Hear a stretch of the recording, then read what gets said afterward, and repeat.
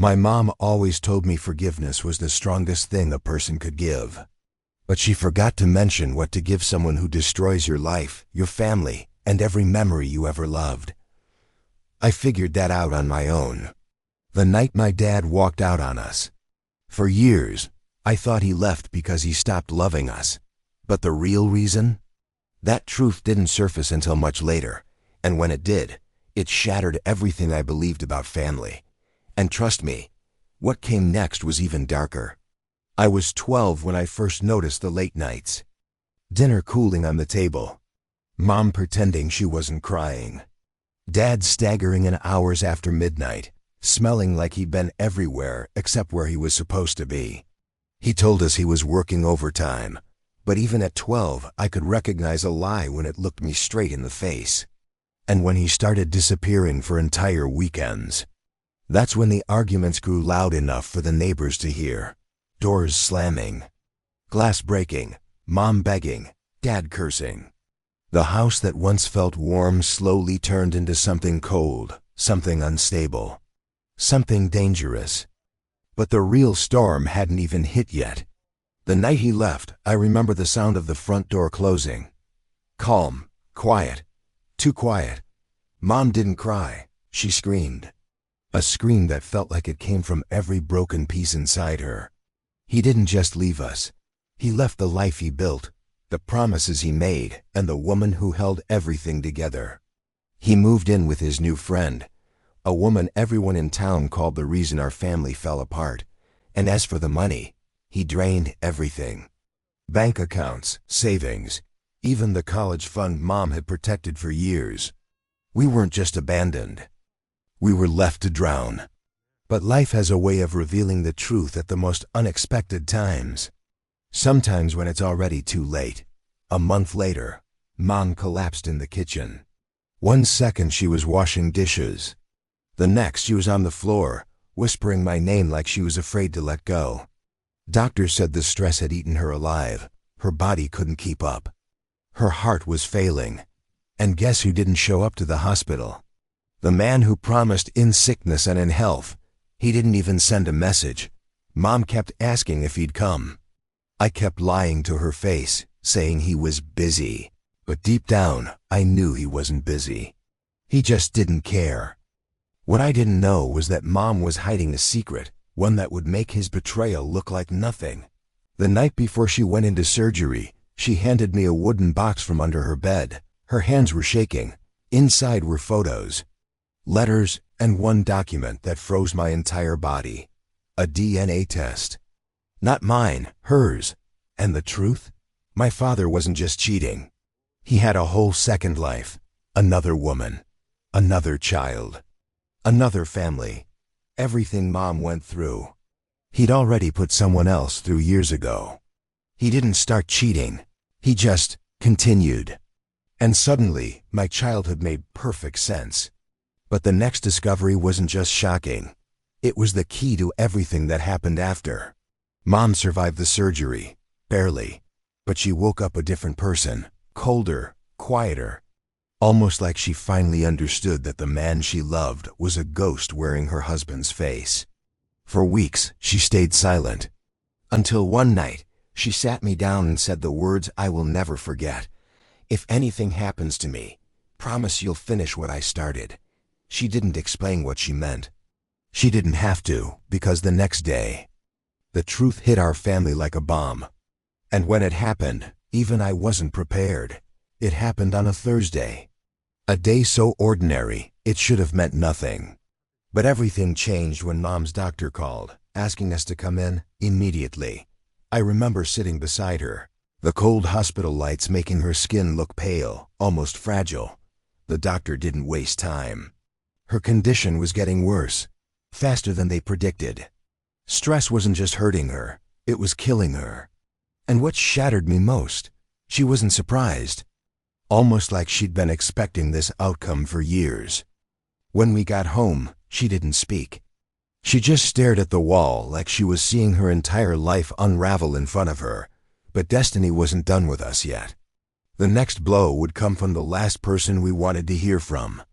2 days later, our doorbell rang. When I opened it, I felt my stomach twist. It was him, the man who vanished, the man who replaced us. He stood there with a concerned look, like he suddenly remembered he had a family. Mom didn't even look at him. She just walked to her room and closed the door. He tried to explain himself. Said he made mistakes, that he wanted to fix things. The kind of phrases you only hear when someone's guilt finally corners them. I didn't let him finish. I told him the truth, that Mom was sick and getting worse. And for the first time, I saw something break in his eyes. Regret. Real regret. But regret doesn't fix what he destroyed.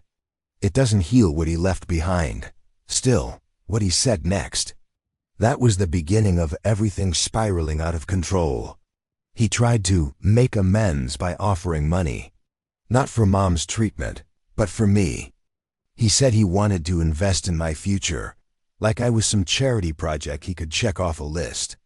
I didn't want a single cent from him, not after everything he'd taken. Not after building a life with his second family while watching ours collapse.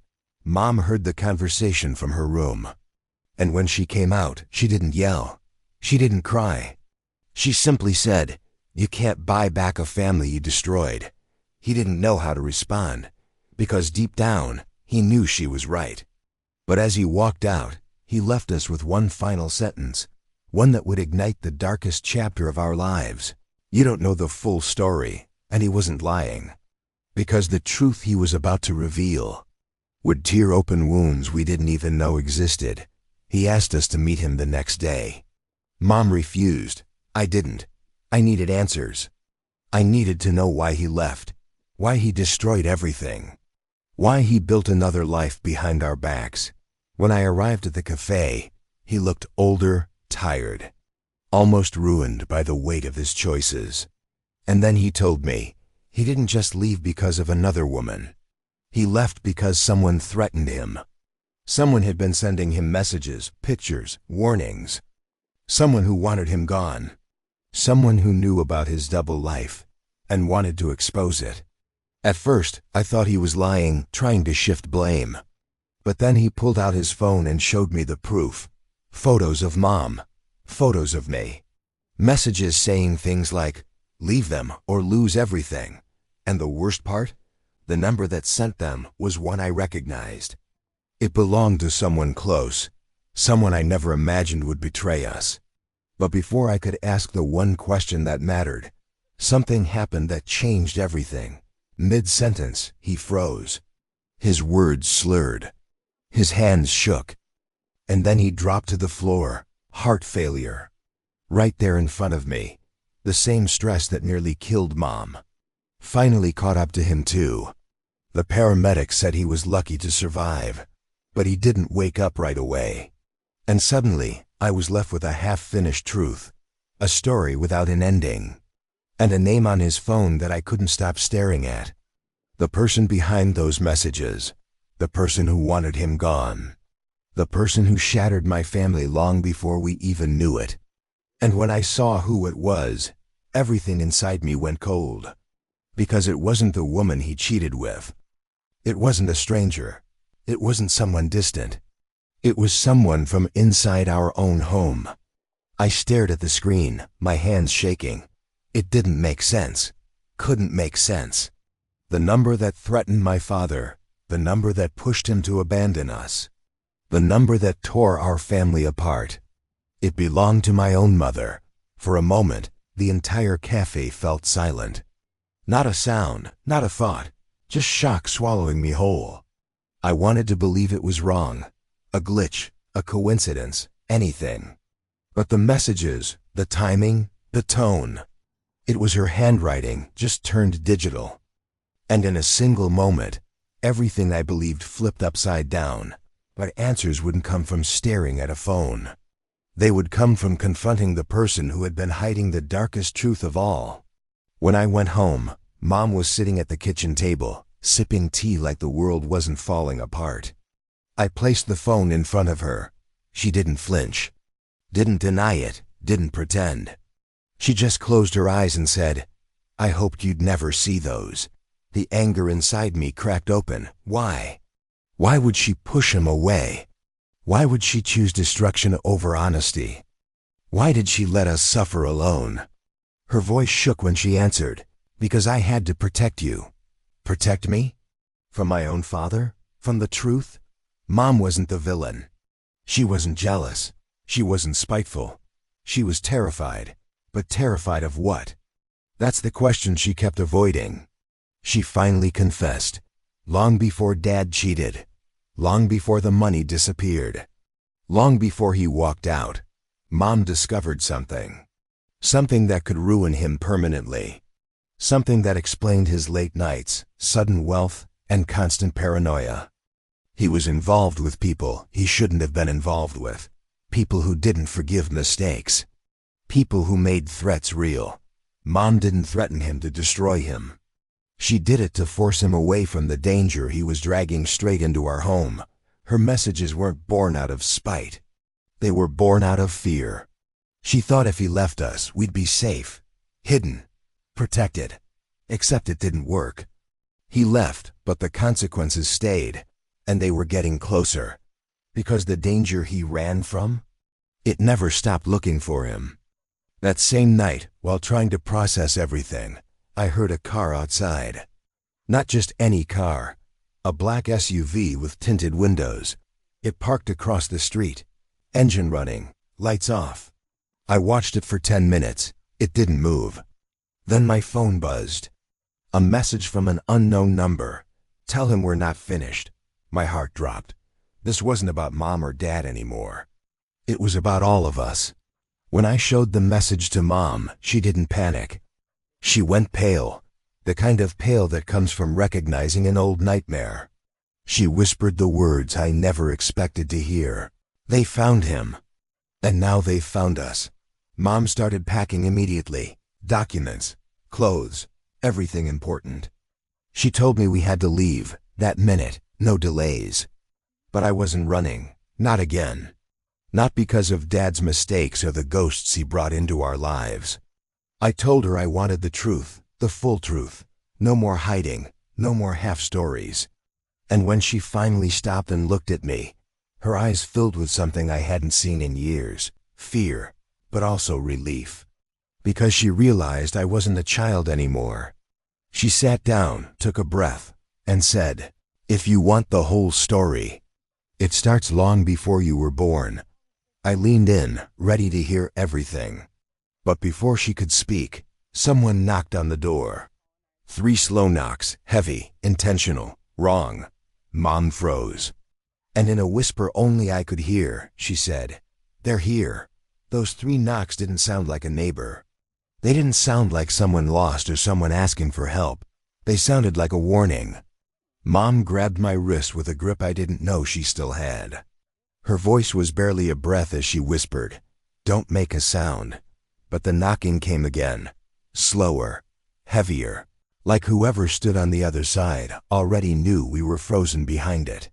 Mom's eyes darted to the window. The black SUV was gone, but someone had taken its place.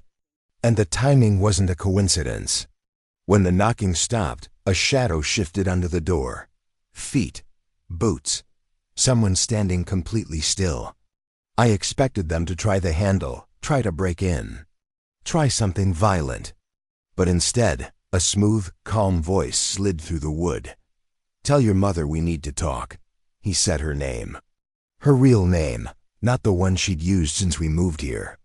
That alone was enough to make her knees buckle. She didn't want to open the door.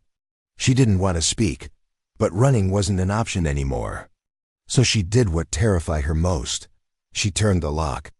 The man who walked in didn't look dangerous. No scars, no weapons, no rage in his eyes. He looked tired, like someone who'd been chasing a disappearing shadow for years. He introduced himself politely, like we were strangers meeting for the first time. But when he talked, his words carried weight. "Your husband owes money. Not the kind you pay back with cash. The kind you pay back with silence." Mom stepped in front of me, her voice controlled but sharp. "We have nothing to do with his decisions." The man shook his head. "You did the moment you told him to run." That's when everything clicked. Mom's threat messages weren't meant to scare Dad. They were meant to push him out of the line of fire. She thought if he disappeared, the people he owed wouldn't look our way. She was wrong. The man reached into his coat. I tensed. Mom tensed. But he didn't pull out a weapon. He pulled out a file. Inside were documents, receipts, photos. Proof that Dad wasn't the only one hiding things. Mom had been protecting us from him, but she hadn't been protecting herself. Turns out, she was the one who discovered Dad's connection to those people years ago.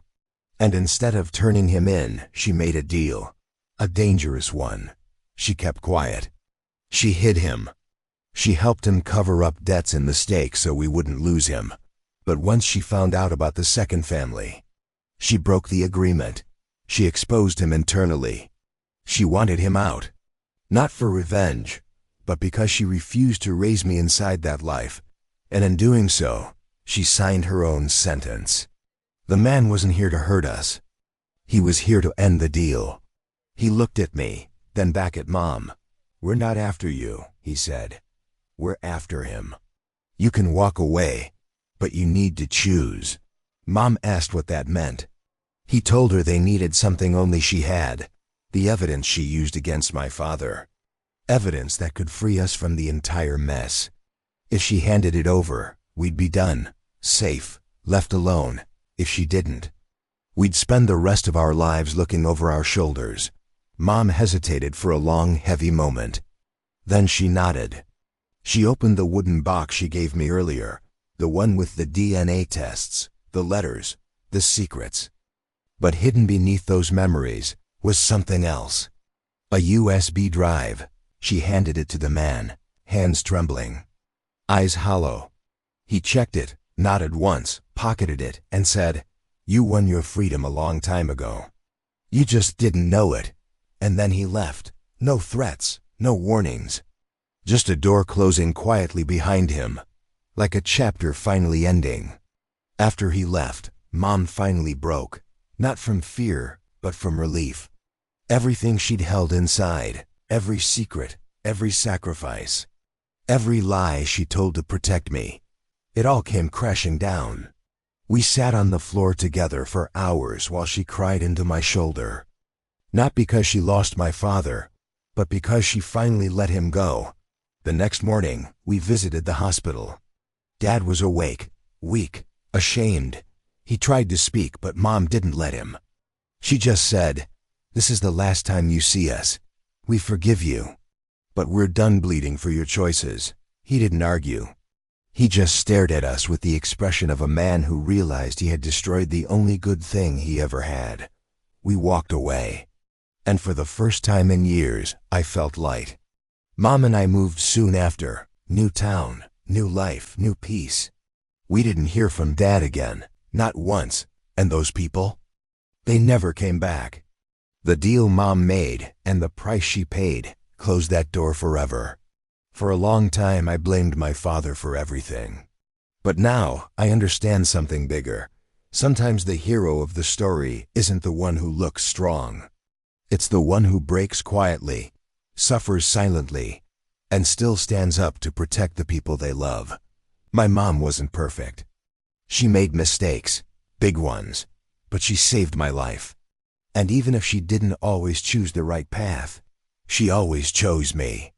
And that's what made her the real survivor of our story. And the real reason I'll never let our past define our future. If you've made it this far, how about subscribing to the channel? It keeps stories like this alive. I've picked a video for you that I know you'll love. Go on, click on it. I'll see you in the next story.